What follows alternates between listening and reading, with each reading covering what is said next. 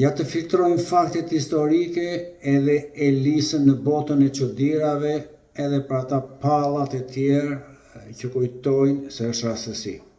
Jo. Ferit Hoxha ish kryer negociatori që gjykata kushtetuese e rrëzoi si antikombëtare emërohet. Përse? A do shkojmë në Hag?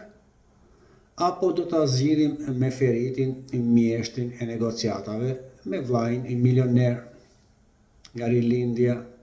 Kështu, doktori që mori fëjt e sheu në krah të vrasës mes Athinës, amnistoi dhe legalizoi veten dhe Partinë Demokratike si shërbëtor të Greqisë, armiq të betuar të Shqipërisë.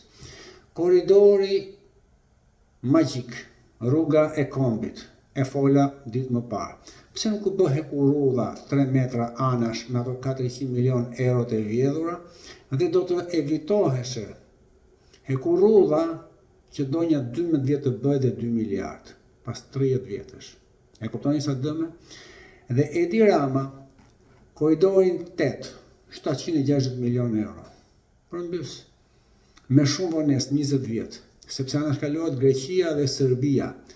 Partia jonë, komuniste, socialiste, PPSH-ja, e themeluar nga Serbia, ndau në 4 dek, Sabri Godo, Skënder Gjinushin, Fatos Naon dhe Sali Berishën në emër të demokracisë. Pra, komunistët e Serbisë u bën në garë në emër të demokracisë. Dhe i shërbejnë interesave, pikërisht armiqve tanë me Open Ballkanin, do që në uzina dhe fabrika, s'kemi asnjë armatim, dhe Greqia, dini sa ka buxhetin ushtarak? 6.5 miliard euro.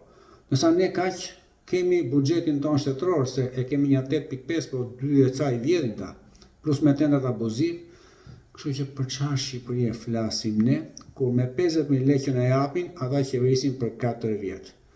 Duke na vënë notën 4 si komb dhe nataliteti ka rënë më pak se sa në luftën e dytë botërore.